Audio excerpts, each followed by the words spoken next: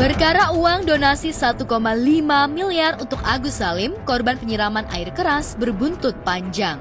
Agus Salim tidak terima dituduh menyelewengkan uang donasi oleh YouTuber Pratiwi Novianti alias Novi, meski Novi adalah orang pertama yang menginisiasi penggalangan donasi melalui media sosial. Walhasil, Agus Salim pun melaporkan Novi ke pihak berwajib. Bersama kuasa hukumnya Farhad Abbas, Agus Salim melaporkan Novi atas dugaan pencemaran nama baik. Lalu benarkah YouTuber Denny Sumargo yang beberapa waktu lalu mempertemukan Novi dengan keluarga Agus dalam sebuah podcast juga ikut dilaporkan ke Polda Metro Jaya? Akhirnya saya seperti ini, Mbak Novi, bantuin saya. Saya berharap karena masih panjang, saya punya istri, punya keluarga. Karena saya menafkahi juga ke orang tua saya, bukan ke istri saya juga. Saya tahu nih tanggal 2 aja udah transfer ke rekening Mbak pribadi. Itu tanggal 2. Masa tanggal 3 ditanya Mbak nggak bisa sebutin nominalnya berapa? Kan nggak masuk akal Mbak. Ya bukan begitu Mbak, cuma kan waktu itu aku pikir ya udah samain aja lah kayak kemarin kayak gitu. Maksudnya apa samain kayak kemarin? Itu kan amanah Mbak. Maaf tunggu bentar, itu kan amanah. Ini yang aku sedihkan, Mbak Novi. Aku semua segitu banyak, kayak nggak ada artinya. Itu yang aku sedihkan. Tapi aku bersyukur, Mbak Novi bantuan mereka semua. Sah, kita laporkan penggelapan. Pertama kali adalah pencemaran nama baik dulu. Setelah kita diskusikan, memang awalnya kita akan laporkan pemerasan. Dia kan harus jawaban. Dia kan paling akan menjawab sukarela tidak sukarela. Dia nggak punya legal standing itu. Dia nggak punya fungsi mengawasi itu. Selama itu uang dari pribadi masing-masing, tidak ada pidananya.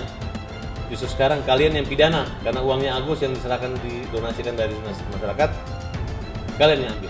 Dia minta maaf dan mau klarifikasi di Bang Denny. Dia mau klarifikasi di saya. Kok ujuk-ujuk dia ngelaporin saya, itu yang menjadi bingung.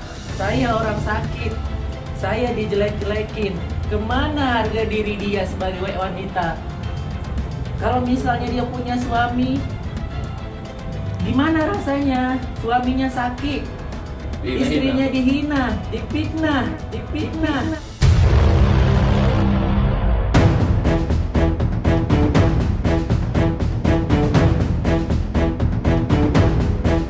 Alih-alih memperkarakan pelaku penyiraman agar mendapat hukuman setimpal, Agus Salim justru mengurai kasus hukum baru dengan Novi dan Denny Sumargo. Keduanya dianggap mencemarkan nama baik Agus dan keluarganya, sehingga Agus dan keluarganya dibully habis-habisan oleh netizen.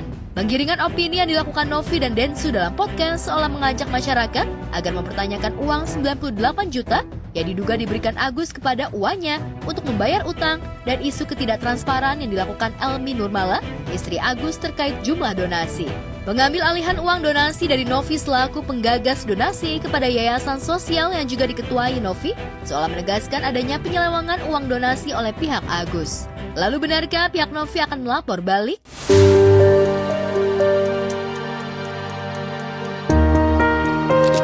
Wawa ini yang terima 100 juta itu dikasih ikhlas karena Wawa adalah orang yang menjaga gitu. Karena tidak kepikiran dan uangnya dikembalikan ya. Dia sampai nih keluarga ini dihujat orang lain loh. Dihujat, dipermalukan. Seolah-olah orang yang tidak balas budi gitu. Saya anggap pembohongan publik nih, ya ada di story dorong Agus pakai ini terus dikasih WA, ini bukti WA-nya, padahal bukti WA itu adalah terkait penyerahan dana di 300 itu. Aku punya tanggung jawab terhadap donasi itu. Gitu. Jadi jangan sampai ini disalahartikan aku mencari uang. Bahasa kasarnya nih Bang, nggak viral-viral banget kok. Kalau aku mau tinggal aja. Tapi kan ini bentuk tanggung jawab saya. Supaya uang donasi itu yang orang donasi tahu arahnya ke tempat yang benar, gitu kan? Betul, Bang. Awal itu uang donasi, itu kan masuk ke rekening Agus.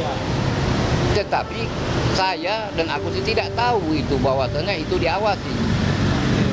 Telanjur basah itu kami gunakan sebagian untuk tempat tinggal kami, karena tempat tinggal pengada. Nah, itulah kami nggak tahu.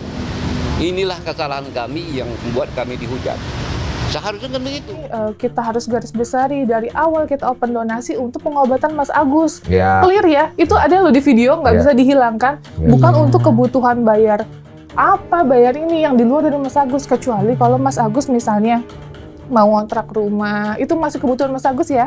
Mau nyewa caregiver, terus mau beli mobil untuk transportasi gitu, itu masih berhubungan dengan Mas Agus. Itu it's fine, nggak ada masalah sama sekali. Malah saya senang dipergunakan dengan sangat baik gitu. Kita ambil dari ceritanya Novi, dia bilang kan dana itu buat Mas Agus, buat mata Mas Agus, bisa aja nanti dana itu juga dibelikan mobil kan buat waralili Mas Agus ataupun kontrakan kan biar Mas Agus ada penghasilan. Saya balik tanya, sejak dana itu pindah ke yayasan apa yang dilakukan? Padahal Agus itu seperti teman-teman lihat hidup numpang di tempatnya Wawa dan di dalam kamar yang kecil, bahkan kasur pun saya lihat kemarin tidak pakai spray. Harusnya kan kalau dia sudah lihat dana seperti itu, begitu dana pindah punya inisiatif dong, belikan kendaraan. Kan sampai sekarang dia masih nge-Grab. Coba mana omongannya dia?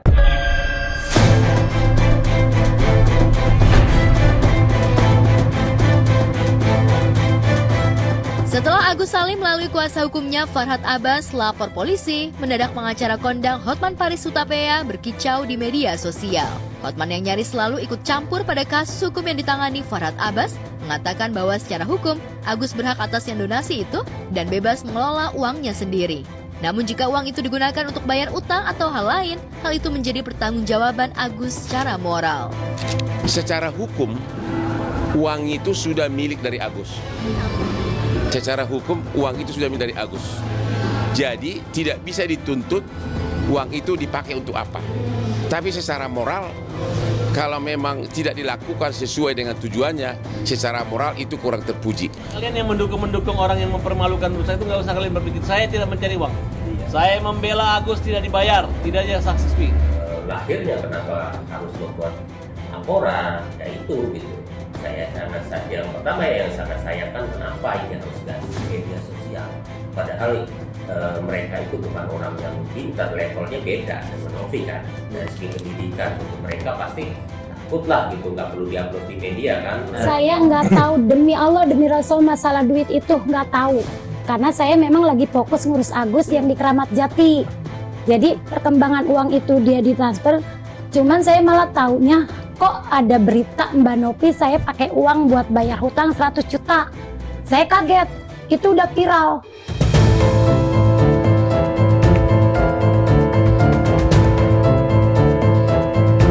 Kasus Agus Salim versus Novi dan Denny Sumargo memanas bermula dari penderitaan Agus yang mengundang simpati satu Indonesia. Agus yang disiram air keras oleh JJS, karyawan kafe yang notabene adalah bawahannya sendiri, menderita luka bakar permanen dan terancam mengalami kebutaan.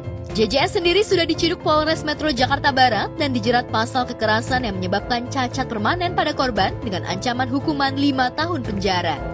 Keluar dari rumah sakit pasca menjalani perawatan intensif selama 1,5 bulan, Agus justru dihujat netizen yang menuduhnya menggunakan uang donasi untuk keperluan pribadi, bukan untuk membiayai pengobatan. Dari penelusuran tim Yayasan Sosial, pengobatan Agus di-cover pihak asuransi pemerintah, sehingga Novi meminta pertanggungjawaban atas uang donasi yang tersisa. Dari donasi sejumlah 1,5 miliar, kabarnya kini tinggal 700 jutaan.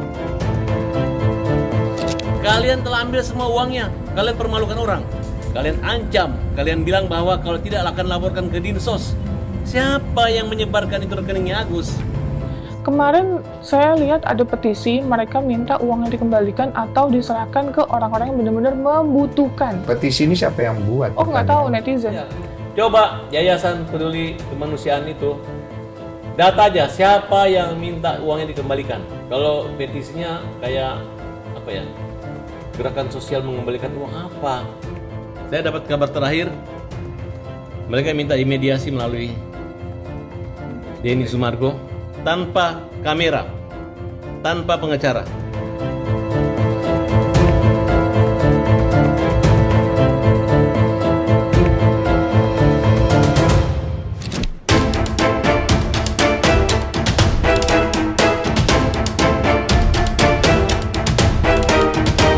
Kasus donasi yang juga sempat viral dan sampai sekarang masih diperbincangkan netizen adalah donasi rumah untuk Gala Sky Andriansyah, putra sematawayang Vanessa Angel dan Bibi Andriansyah.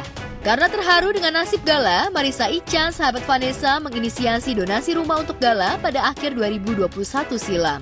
Ica tergerak mengumpulkan donasi karena semasa hidup, Vanessa dan Bibi mendambakan rumah sendiri karena sejak menikah mereka tinggal di rumah kontrakan. Siapa sangka donasi rumah untuk Gala mencapai 2,4 miliar dan sudah dibelikan rumah oleh Haji Faisal dan Dewi Zuriati, Opa dan Oma Gala. Namun sejak Marissa Ica menjauhi Fuji dan keluarga Haji Faisal, banyak netizen yang mempermasalahkan rumah Gala. Keluarga Haji Faisal kenyang dibombardir hujatan oleh netizen. Tak ayal setelah Haji Faisal suaminya lelah menghadapi kejulitan netizen, Oma Gala pun turun tangan. Seperti inilah jawaban Dewi Zuriati alias Oma Gala atas kejulitan netizen yang mempertanyakan rumah Gala. Ini yang julid-julid di sini nih ya, yang donasi itu dulu kan udah dibeliin ke rumahnya Gala. Terus rumah Gala itu sekarang ada, masih berdiri.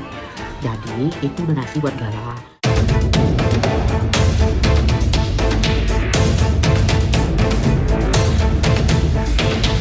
Ya, rumah untuk Gala di kawasan Jakarta Barat meski jarang ditepati, kini tengah direnovasi. Biaya renovasi keluar dari kocek keluarga Haji Faisal. Namun karena gerah pada netizen yang terkesan iri pada keluarganya, Oma Gala siap mengembalikan uang donasi para netizen dengan syarat mengirimkan bukti transfer ke rekening yang tercantum dalam penggalangan donasi untuk Gala. Kalau seandainya kamu dulu ikut donasi, berapa kamu donasi, tolong dikirim aja rekening kamu di sini biar Oma balikin duit kamu ya. Maaf banget kalau udah merepotkan kamu selama ini, kamu ikut donasi. Tapi alhamdulillah banyak banget orang waktu donasi itu, Oma sampai menitikkan air mata waktu itu. Bayangin orang saking gak sayang ke Gala itu, cuman dia donasi 15.000, kamu bayangin berapa di orang itu ya. Bagi saya dan anak dan cucu saya, bahwa saya telah berbuat yang menurut saya baik dan juga baik juga menurut almarhum anak saya dan menantu saya, ayah saya dan anak-anak dan cucu saya, bahwa saya telah berbuat yang menurut saya baik dan juga baik juga menurut almarhum anak saya dan menantu saya.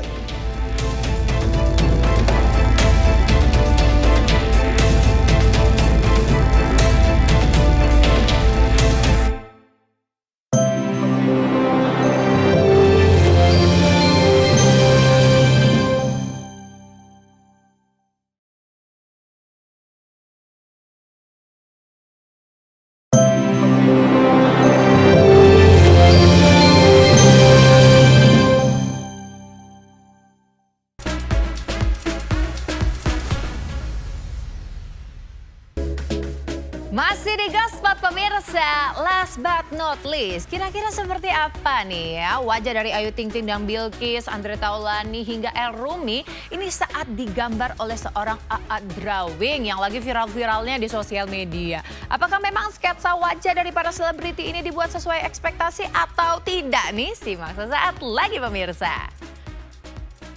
Terus saksikan juga Gaspot pemirsa setiap Senin sampai Jumat 8.00 waktu Indonesia Barat dan Gaspot spesial Minggu 9.30 waktu Indonesia Barat hanya di RCTI.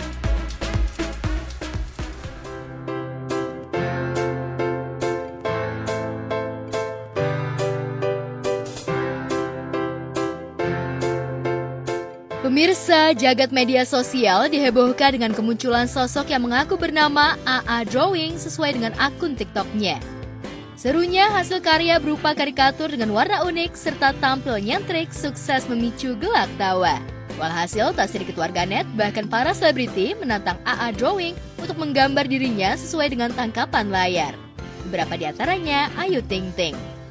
Penasaran, Andre Taulani bersama dengan El Rumi menantang AA Drawing untuk menggambar dirinya dalam pose tertentu. Hasilnya benar-benar membuat gelak tawa.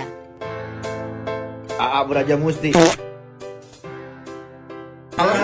Drawing dong. Drawing. Kok AA Drawing? Gua tantang lu. Gambar gua. AA punten.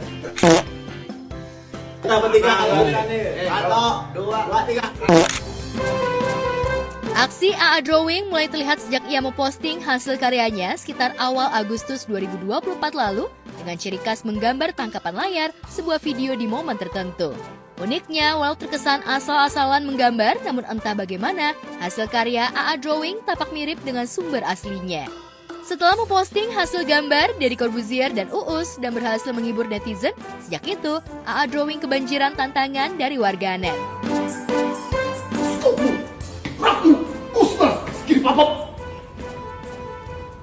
Dedi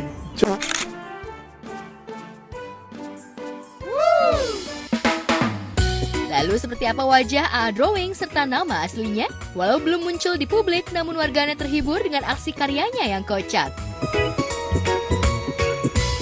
Gue dengar-dengar kayaknya lagi rame nih AA Drawing nih. Gue pengen tantang, emang bisa lo bikin gambar gue? Hah? Coba!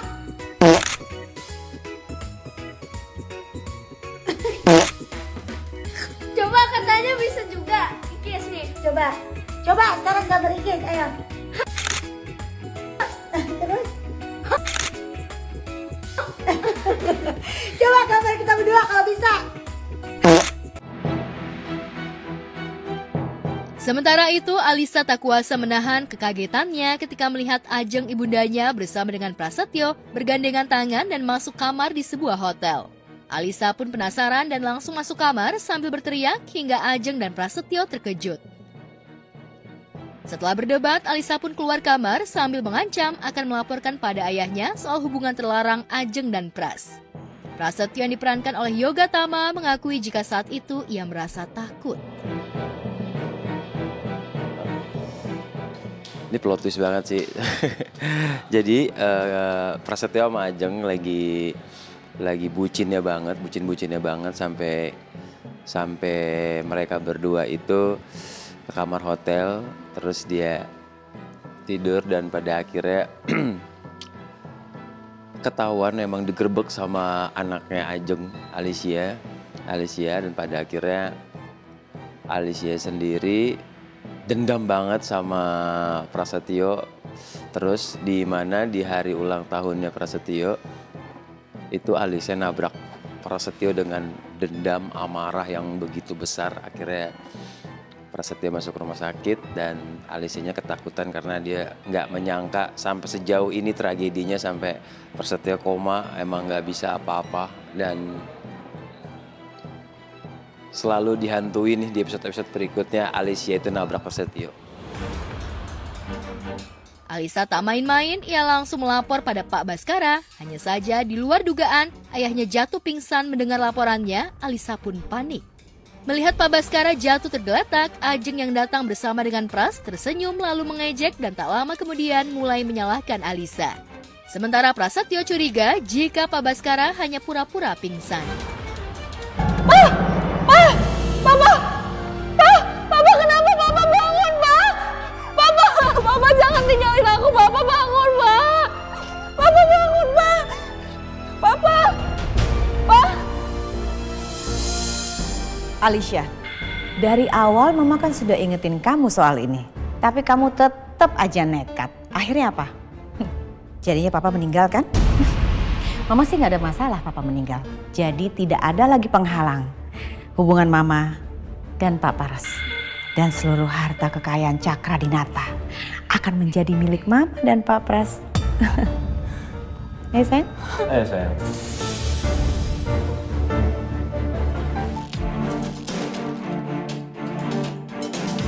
Sementara itu, penyelidikan Yasmin yang sedang berada di rumah Rangga mulai menjalankan aksinya melakukan pencarian bukti soal kematian orang tuanya. Di sisi lain, Nina yang masih cemburu pada Yasmin memasukkan obat tertentu pada minumannya. Minum. Percaya deh.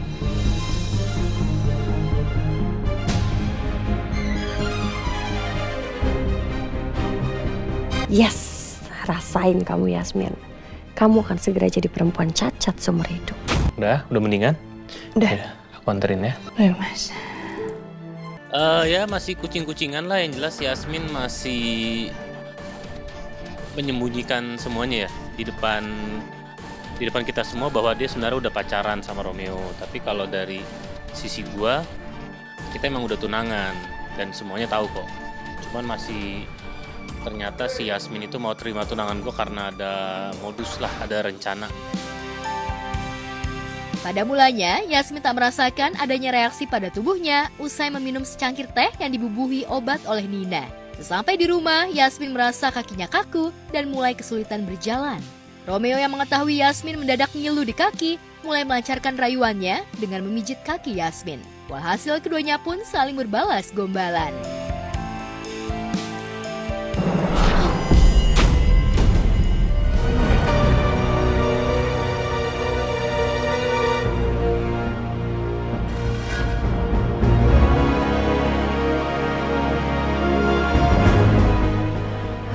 Kenapa ya? Kok kaku begini?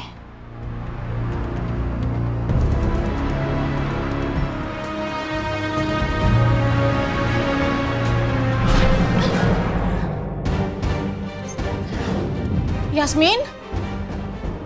Ya Allah, Yas, kamu kenapa? Gak tahu nih. Kenapa Yas? Kenapa kakinya? Hah? Gak tahu, Mbak, tiba-tiba kaki aku berasa kaku banget. Kalau aku tahu kondisi kaki kamu begini, aku nggak mungkin izinin kamu ikut aku. Sayang, kok marah-marah sih? Lagi pula kan aku punya calon suami dokter, jadi bisa langsung disembuhin. Nah, kebetulan bokap gue tuh meng-hire detektif lah kurang lebih. Iya, Pak Baskara itu meng-hire detektif. Nah, detektif itu gue belum tahu nih sudah sejauh mana dia tahu tentang si Yasmin itu. Sampai mana gue belum tahu. Itu lagi masih proses gue coba cari tahu sih. Saya minta kamu tetap fokus mencari anak dan istrinya Yoga. Jadi Papa udah tahu kalau anak Om Yoga itu masih hidup. Gawat, jangan-jangan Papa mau balikin perusahaan Cakradinata ke anaknya Om Yoga. Kalau aku tahu kondisi kaki kamu begini, aku nggak mungkin izinin kamu ikut aku. Sayang, kok marah-marah sih? Lagi pula kan aku punya calon suami dokter, jadi bisa langsung disembuhin.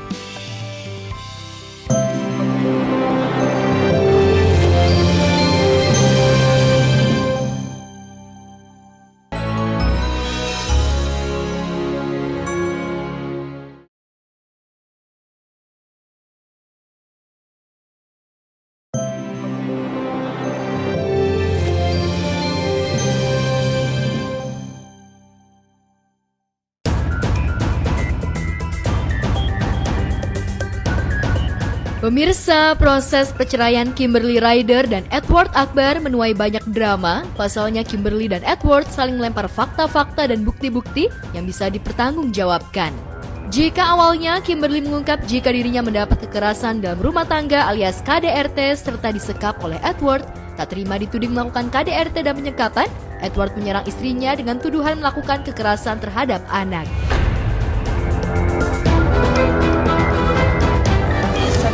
Saya ditalak, malah hari saya ditalak, malamnya itu dia ganti gembok rumah dan dia ngambil semua kunci rumah saya. Dan saya nggak boleh keluar rumah, dia takut saya membawa anak-anak keluar dari rumah juga. Ya, itu kejadiannya sampai 1 hari sih, jadi itu malam digantinya gemboknya. Dan itu terus melibatkan ini ya, Polsek Payangan ya, Polsek Payangan Bali. Nah, ya, situ akhirnya yang datang untuk menyelamatkan adalah bapak aku dan ibu sambung aku, membawa polisi datang ke rumah agar dibukakan pintunya. Ayo datang. Kita selesaikan dengan baik. Terus kita jangan cari permusuhan. Kita kekeluargaan. Jangan mencari membulak-balikan atas kelakuan Kimberly. Maaf aja ya, saya bukan karena ibu. Kimberly udah berbuat baik, menolong kamu, dan saya sudah titip pesan ke kamu, jangan membuat KDRT. Kenapa kamu lakukan itu? Itu nggak? Aduh, Edo. Nggak ngerti saya. Bukan soal selingkuh. Itu benar-benar parah. Itu benar parah banget tentang dia. Itu aja. Cuma gue nggak bisa cerita, soalnya nanti panjang banget. Gitu. Membahayakan buat anak gue nggak ada. Ya, membahayakan buat lo, itu ada. Parah. Ya, itu kan udah kayak maksudnya he's a grown man, dia sudah berumur gitu, ya dia seharusnya tahu. Iya, tapi dia cuma. Lebih mengerikan. Saya ingin menjelaskan ya, bahwa pada kemarin sendiri kan kita sama-sama menyaksikan ya bahwa Edward sendiri sudah mengklarifikasi ya, ada di stasiun TV dia menyebutkan bahwa tidak ada yang namanya penyekapan. Ya. Dan sampai dengan ada dugaan, ada tuduhan seperti itu, ya, tidak ada laporan polisi. Cerita kemarin ya sudah disampaikan bahwa hakim pun menanyakan, ya, kronologi jelasnya. Hakim mempunyai nilai pertimbangan sendiri dengan keterangan saksi yang disampaikan. Ya, mereka itu masih dalam satu rumah, bukan disekap dalam satu ruangan. Saksi ketiga itu menjelaskan tentang yang terakhir di rumahku yang di Bali itu, yang soal penyekapan segala macam itu. Bahkan Edward melaporkan Kimberly ke KPAI. Edward memilih melaporkan Kimberly lantaran dirinya takut anaknya mendapat kekerasan dari mamanya. Ya, sampai terakhir ya, laporan mengenai dugaan ya, adanya kekerasan terhadap anak ini kan masih dalam proses ya. Terakhir kemarin itu Jumat kan baru diminta keterangan dari Edward ya ke Komnas Perempuan dan Anak, dan sampai sekarang masih berproses mengenai hal itu. Kami pun masih menunggu ya apabila ada panggilan dari UPDT yang dimaksud. Ya, kemarin baru dari pihak Edward sendiri ya dimintai keterangannya. Dia menceritakan kronologis ya dengan adanya kekerasan ya, yang dugaan ada kekerasan kepada anak seperti itu. Ya, kekhawatirannya bahwa ya oleh karena ada laporan dengan adanya kekerasan anak ya, yang namanya bapak kan akan mengkhawatirkan. Ya. Apakah anaknya baik-baik saja atau tidak seperti itu. Kalau dari aku itu adalah kayaknya waktu itu udah diomongin deh. Iya. Oh, dari tangga enak aja. Kalau dong. ya kalau misalnya itu Masuk rumah sakit dong. Kalau misal pun itu ada, itu juga pasti udah jadi LP. Tapi sejauh ini tidak ada laporan kepolisian. Itu kan hanya duga-dugaan asumsi, dan kita juga masih menunggu kok laporan dari KPAI. Kita dipanggil. Tak hanya melaporkan Kimberly ke KPAI, Edward pun menuding jika sikap tak patuhnya Kimberly terhadap dirinya dipengaruhi oleh Natasha Ryder sang adik. Pasalnya, pada tahun 2019, Kimberly sempat pergi dari rumah hingga akhirnya Kimberly membuat perjanjian jika dirinya tak akan mengulangi perbuatannya lantaran dianggap telah merendahkan martabat Edward sebagai suami. Lantas apa tanggapan Kimberly dan Natasha terkait tudingan pihak Edward? Benarkah lantaran hal tersebut menjadi alasan Edward menalak Kimberly? Itu ngomongin 2019, itu beda lagi. Itu tentang setelah dia merusak barang-barang saya yang akhirnya amounts to beberapa puluh juta dalam hari itu, dan akhirnya dia tidak membelikan saya kembali barang-barang tersebut yang saya sudah beli sendiri. Saya meminta bantuan dari adik saya untuk beli ulang barang-barang yang sudah dirusak itu, ya gak sih, yang 2019 itu. Terus akhirnya pokoknya saya bohong sama Edward lah pokoknya saat itu. Suruh saya bikin surat, saya tidak akan berbohong lagi sama dia, and bla bla bla. Yang saya saat itu kan baru belum setahun nikah, saya masih manut-manut aja gitu loh, masih oh iya masih kayak masih ada rasa sayangnya, masih ada takutnya apanya segala macam gitu loh. Jadi ya mungkin yang itu yang dia omongin saat itu. Rasa tidak harus ditanggapi ya. Karena itu kan ya pendapat orang ya. Bagi saya ya silakanlah orang berpendapat. Ya, tudingan-tudingan Edward rupanya makin membuat Kimberly kesal, ditambah lagi sikap Edward yang tak datang ke persidangan dan justru memilih datang ke acara televisi semakin membuat emosi ibu dua anak ini mendidih. Kapannya dia datang? Pasang muka mungkin, tapi kayaknya nggak bakal. Dia nggak datang karena apa? Karena dia takut sama mama aku, adik aku, dan ibu sambung aku. Sama sekali tidak. Karena mau bagaimanapun mereka kan pernah menjadi, dan sampai sekarang sebelum adanya putusan kan punya hubungan yang sangat baik ya antara masing-masing pihak itu kan. Pasalnya, sikap Edward dianggap pihak Kimberly semakin memperlama putusan sidang, padahal dirinya ingin benar-benar segera berpisah dari Edward.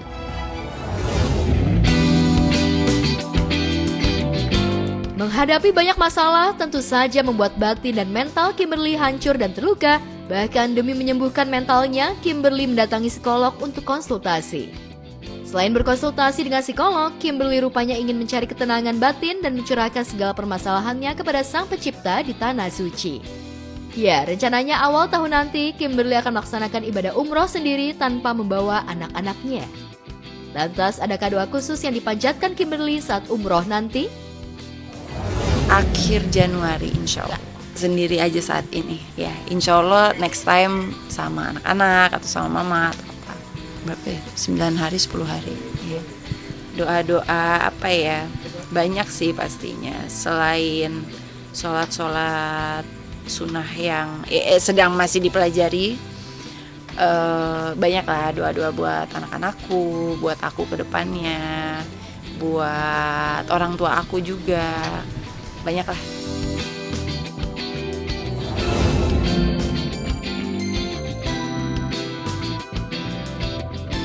Sementara itu, jika sebelumnya hubungan Inara Rusli dengan Virgon Tambunan sempat memanas, namun pasca resmi bercerai, hubungan Inara dan Virgon sudah terjalin baik demi anak-anak.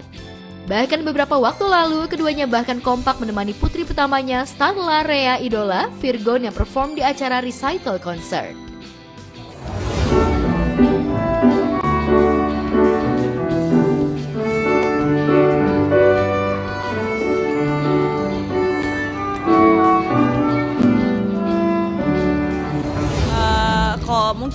Mungkin ada co-parenting juga lah. Ya harus lah. Harus, karena kan biar gimana pun ada anak-anak. Ya seneng-seneng aja. Ya, di hadapan kedua orang tuanya dan penonton, Starla tampil percaya diri saat menunjukkan keahliannya bermain violin dan piano. Awalnya Inara dan Virgon sempat menyarankan Starla agar les gitar dan piano seperti ayahnya, namun Starla menolak dan memilih les violin. Lantas seperti apa dukungan Inara dan Virgon untuk Starla? Nah, memang dari awal juga Starla itu atas permintaan dia sendiri untuk kursus violin.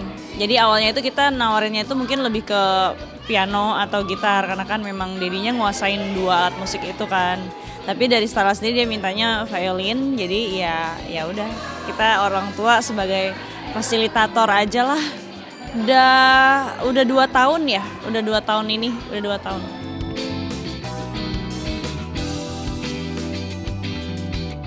Di sisi lain, Inara juga akan mengajak anak-anak serta asisten rumah tangganya untuk menjalankan ibadah umroh pada bulan November mendatang. Dan tanggal 10 nanti, Inara dan anak-anak akan melaksanakan manasik.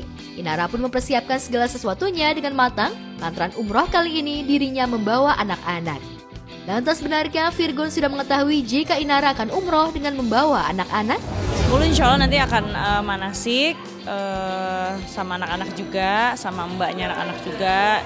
Kemudian kita nanti akan prepare juga baju-bajunya, kayak gitu, gamis untuk anak-anak, terus perlengkapan segala macam gitu.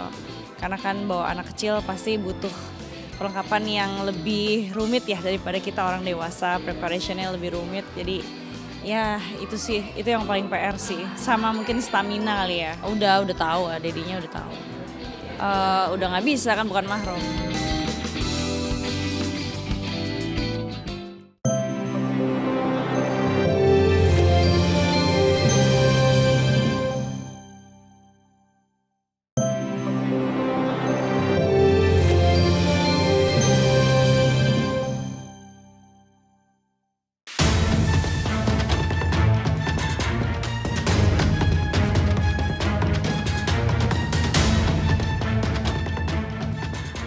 Artis Sandra Dewi kembali duduk di kursi panas Pengadilan Tipikor Jakarta Pusat kemarin siang.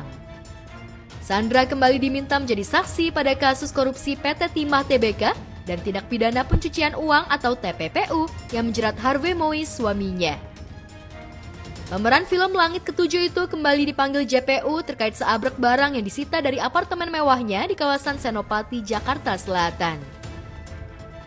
Meski 2 pekan lalu, Sandra Dewi juga sudah memberikan kesaksiannya terkait 88 tas branded, 141 item perhiasan emas, apartemen dan sejumlah mobil mewah, namun kemarin kesaksian Sandra dibutuhkan untuk pembuktian dakwaan. Dengan kata lain, Sandra Dewi yang menyebut bahwa 88 tas branded dan 141 item perhiasan miliknya adalah harta pribadi yang diberikan pihak endorsement, bukan pemberian suami, maka pada sidang kemarin ia harus membuktikan penyataannya itu dengan sejumlah bukti otentik, diantaranya kontrak dengan pihak endorsement.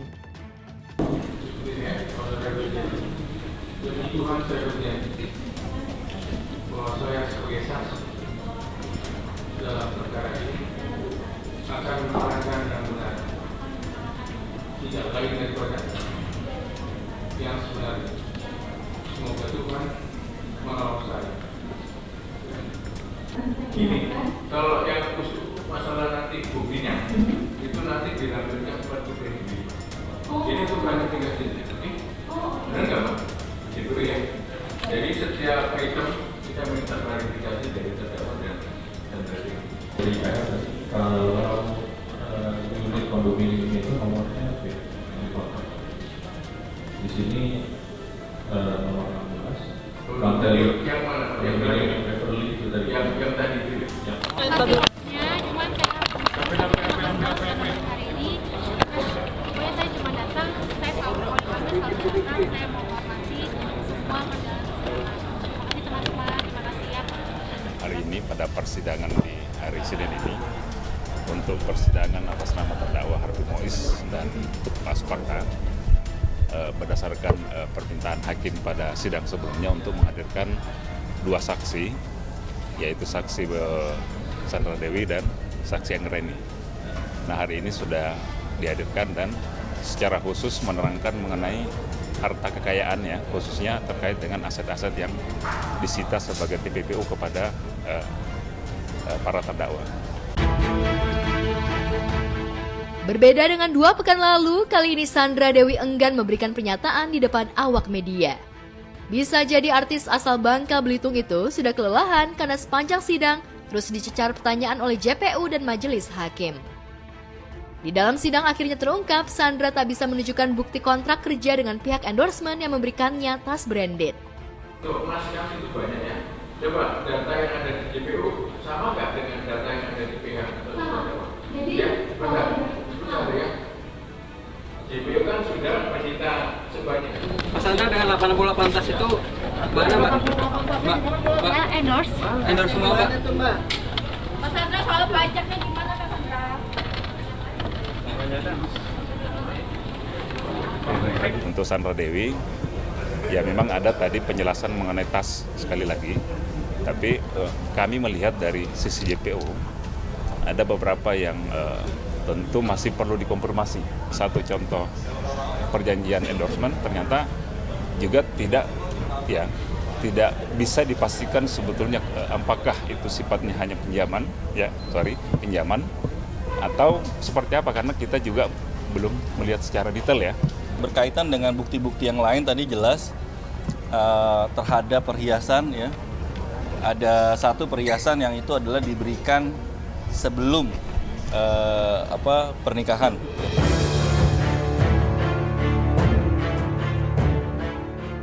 Sesumbar Sandra Dewi pada sidang sebelumnya bahwa 141 item perhiasan emas yang disita pihak terkait adalah perhiasan miliknya yang didapat dari pihak endorsement, tidak semuanya bisa Sandra Dewi buktikan.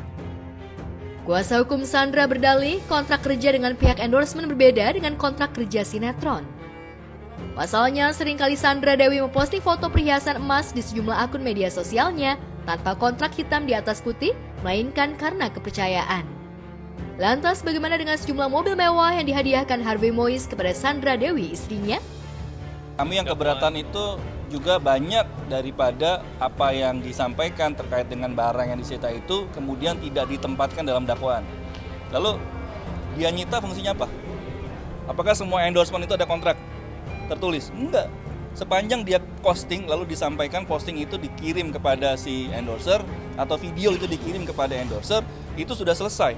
Kalau kemudian dibilang kurang kuat ya memang tadi kita belum diberikan kesempatan untuk melakukan pembuktian terbalik. Karena kata hakim tadi kan kalau endorsement beda ya metodenya ya. Iya. Ya kan kalau endorsement itu postingan ya, buktinya adalah postingan. Lalu postingan itu akan di-tag ini dari siapa.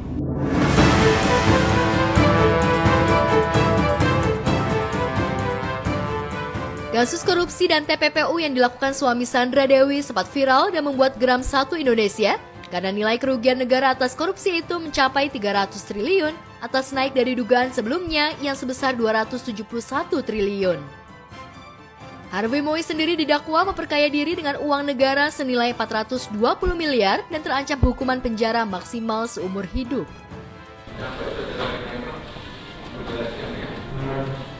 Yang selanjutnya apa? Mas, ini itu kan banyak. Biar benar dulu. Ini ya, untuk emas kan itu banyak ya. Coba data yang ada di JPU sama nggak dengan data yang ada di PH? Sama. Ya, benar. Benar ya.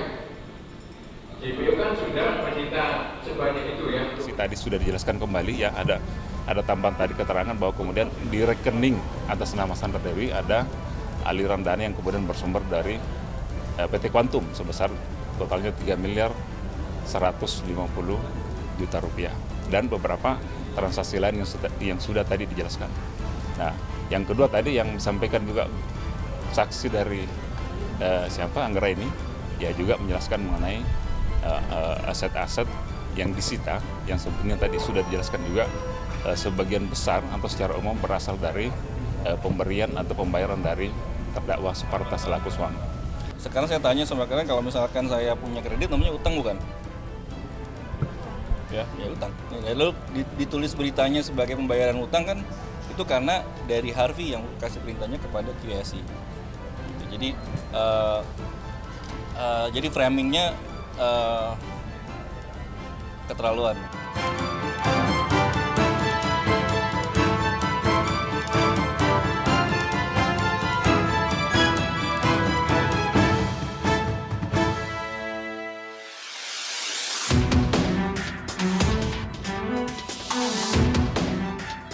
Terdakwa kasus pornografi Francisca Chandra Novitasari alias Siskae divonis bersalah oleh Pengadilan Negeri Jakarta Selatan dan diganjar hukuman 1 tahun penjara. Vonis itu diberikan lantaran Siskae nekat membintangi film berjudul Kramat Tunggak yang mengandung unsur pornografi lantaran adegan asusila di film itu dilakukan sungguhan oleh para pemainnya, termasuk Siskae sebagai pemeran utama wanita. Lantas seperti apa reaksi pihak Siskae atas vonis hakim itu?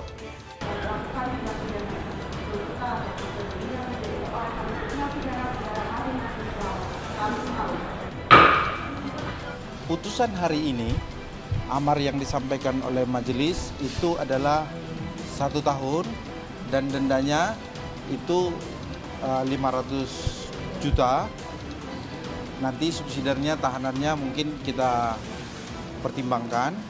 Terharu, kita masih dapat banyak support system dari teman-teman juga gitu kan, dari kalian teman-teman media, terus teman-teman yang ada di belakang layar, jadi penasihat hukum saya juga. Jadi saya sangat terharu. Ya, vonis majelis hakim memang lebih ringan daripada tuntutan JPU yang menuntut Siskae 2 tahun 6 bulan penjara.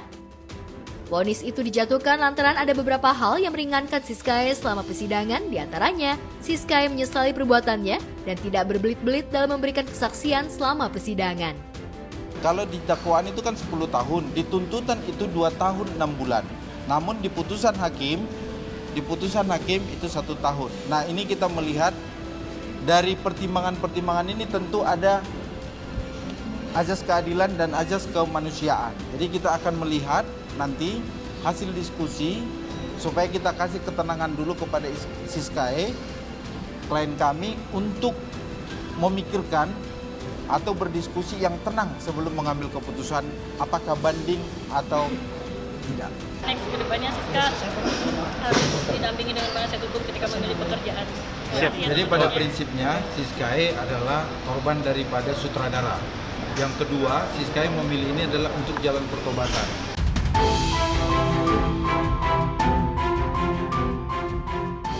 Bagi Siskae, ini bukan kali pertama dirinya divonis bersalah atas kasus pornografi. April 2022 silam, Pengadilan Negeri Wates Kulon Progo, Yogyakarta menjatuhkan vonis 10 bulan penjara kepada Siskae lantaran ia terbukti bersalah membuat, menawarkan, menyebarluaskan, memperjualbelikan konten pornografi melalui media sosial dan WhatsApp. Kapok banget. Siska kapok banget. Banyak terima kasih kepada teman-teman yang masih selalu support saya dan teman-teman di sini. Saya juga menyampaikan terima kasih terhadap penasihat hukum saya. Saya juga memohon maaf untuk orang-orang di luar sana atau teman-teman di luar sana yang mungkin merasa saya sakiti atau merasa saya tidak sengaja menyakiti. Jadi saya mohon maaf atas kehilafan saya kemarin dan saya sangat amat bersyukur dan berterima kasih untuk semua orang yang masih support saya.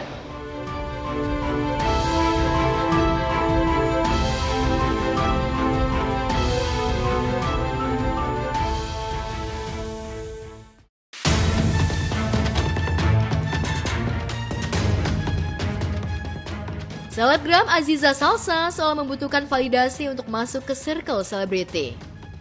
Jika sebelumnya Aziza masuk dalam circle selebgram tanpa karya seperti Rachel Fenya dan Fujian, kini Aziza ingin keluar dari circle yang membuatnya tidak nyaman itu. Sejak diisukan berselingkuh dengan Salim Nauderer, mantan kekasih Rachel Fenya, istri pesepak bola Pratama Arhan ini ingin gabung dengan geng cendol yang digawangi Ashanti, Nagita Slavina, Aurel Hermansyah, Ririn Ekawati, Ayu Dewi, Wulan Guritno, Paula Verhoeven, dan sejumlah artis ternama lainnya. Belakangan, makeup artis Marlene Hariman yang karyanya diakui di dunia hiburan bergabung dengan geng cendol. Beberapa waktu lalu, Marlene menggelar ulta yang dihadiri oleh sejumlah personil geng cendol plus Aziza Salsa. Apakah Aziza hanya hadir sebagai tamu undangan atau selebgram berusia 21 tahun itu sudah resmi bergabung dengan geng cendol?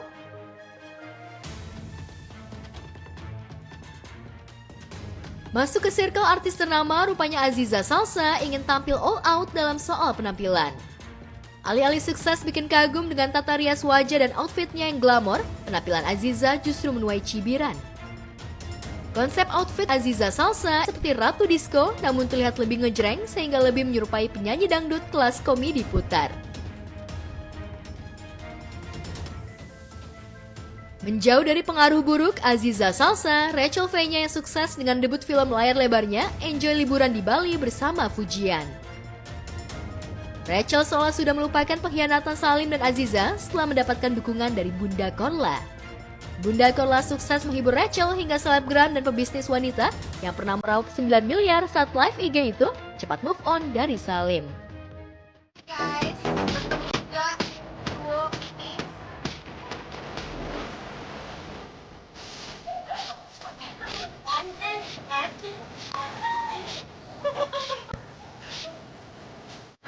nah betul, ini kan alis aku nggak nek-nek banget cantik bersama anak gue bersama Rachel. Sini Rachel sayang yang lagi heboh. biasa aja. Yang penting kamu tetap sabar, kuat ya. Semakin tinggi pohon itu semakin kencang anginnya. Semakin tinggi pohon itu semakin kencang anginnya ya. Sabar ya. Pasti dong.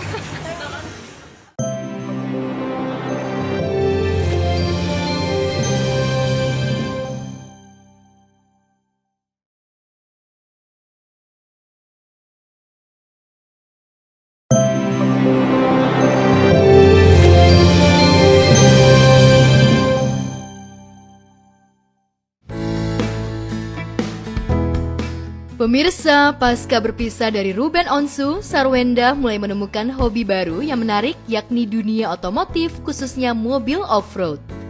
Wanita berusia 35 tahun itu mengaku bahwa kegiatan tersebut menjadi salah satu cara untuk menyegarkan pikiran dan menemukan kesenangan baru dalam kesehariannya.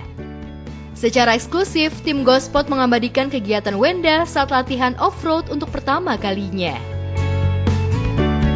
Ya, meskipun dunia otomotif identik dengan pria, namun belakangan Wenda menyukai dan merasakan sensasi tersendiri. Perbedaannya dalam aksinya ber-off-road, Wenda tetap tampil stylish dan trendy meskipun akan menyetir di jalur ekstrim. Hai pemirsa, ketemu sama aku, tapi kali ini berbeda di lokasi off-road. Aku juga pertama kali ya, kita akan mencoba mengeksplor. Kemarin kan kita belajar bawa mobil, sekarang kita mencoba trek yang berbeda, off-road. Ini sih kayaknya asisten aku nge-google. Iya, tapi kenapa pakainya tertutup supaya nggak panas ya. Apalagi ini lumayan pagi, lokasi off-road ya. Jujur Li, aku pertama kali kesini jadi aku nggak tahu. Ya, tak tanggung-tanggung di latihan pertamanya, Wenda belajar langsung dari ahli off-road sekaligus YouTuber otomotif yang dikenal dengan nama Om Obi.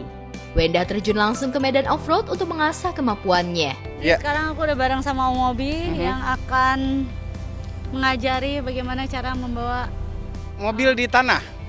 Jadi biasanya mobil itu kan didesain buat aspal. Kalau ini sudah kita modifikasi lagi jadi bisa untuk tanah. Trek yang ringan aja buat Sarwenda. Oke, kalau kayak gitu kita langsung mulai aja yuk pemirsa. Level 1 dulu Om. Iya, ini. Mundur dulu berarti ya. Ada orang lagi. Bismillahirrahmanirrahim.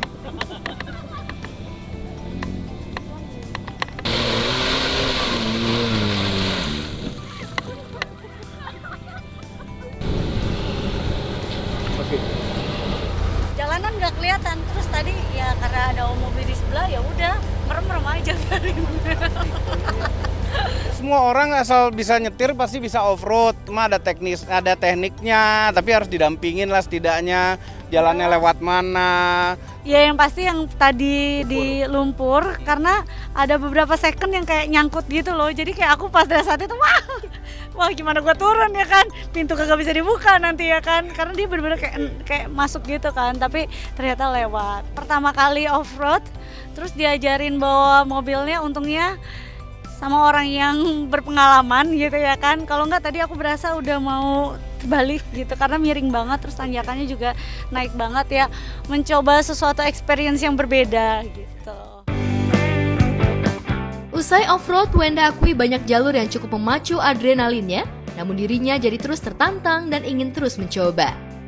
Lantas benarkah ke depannya Wenda akan melengkapi hobinya dengan membeli mobil off-road sendiri?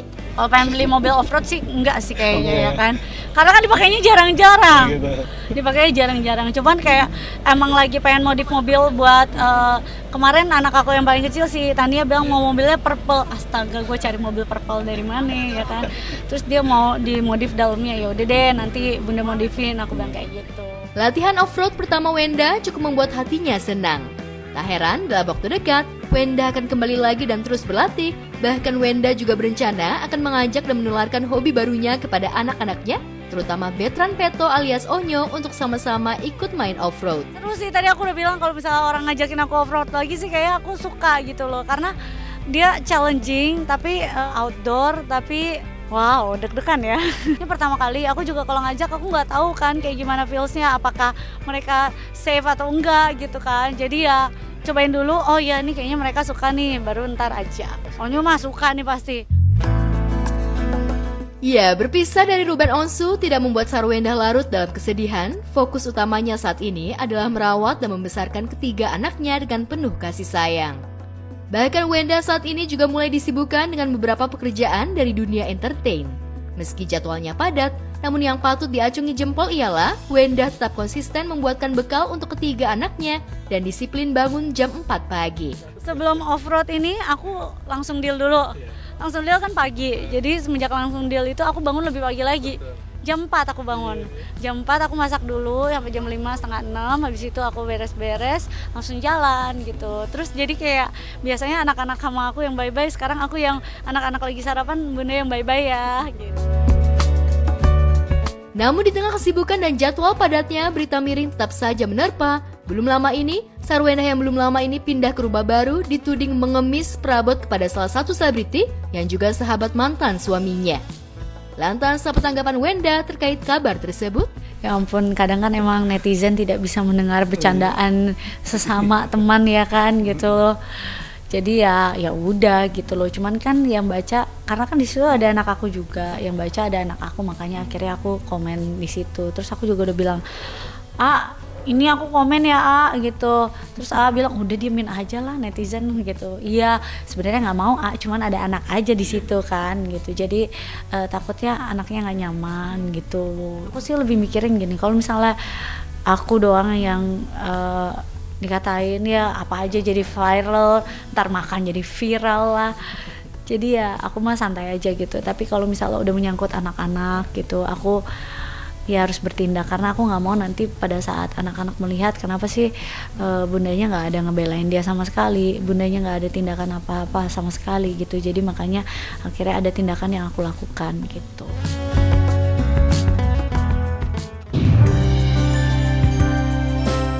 Di lain tempat, kabar bahagia datang dari Prilly Latukonsina yang baru saja merayakan ulang tahunnya yang ke-28 pada 15 Oktober lalu.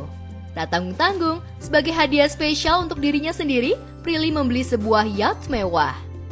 Melalui unggahan di media sosialnya, Prilly tampak memamerkan momen bahagianya bersama perahu layar alias yacht pribadinya tersebut. Dengan adanya yacht baru tersebut, hobi Prilly untuk freediving dan memancing kini makin tersalurkan. Hal tersebut juga diafirmasi Prilly melalui statusnya, kapanpun mau mancing dan freediving, tinggal gas. Diketahui Prilly memang sudah lama menggemari aktivitas laut, namun baru sekarang bisa sepenuhnya menikmatinya dengan fasilitas pribadi. Tak heran warganet dan sejumlah selebriti ramai memberikan apresiasi atas pencapaian besar Prilly di usia 28 tahun. Kehidupan gue kan udah hektik banget nih, udah kayak kerja, dan sekarang kan tanggung jawab yang gue emban tuh lebih banyak daripada tahun-tahun sebelumnya. Ketika gue di laut, yang gue nyelam, freediving gitu, tenang cuma ngedenger suara laut gitu, itu gue bisa tenang gitu, dan itu healing gue emang. Gue mancing gitu kan, mancing kan kayak sendiri, gue biasanya nyawa kapal sendiri atau sama tim gue doang gitu, dan tim gue tuh udah tahu kalau Prilly di kapal tuh jangan diajak ngomong, emang dia pengennya cuma bengong doang, nungguin ikan, mancing, atau kayak diving, nyebur gitu. Namun di tengah karir gemilang dan pencapaian materi yang luar biasa, kisah cinta Prilly hingga saat ini masih menjadi tanda tanya besar.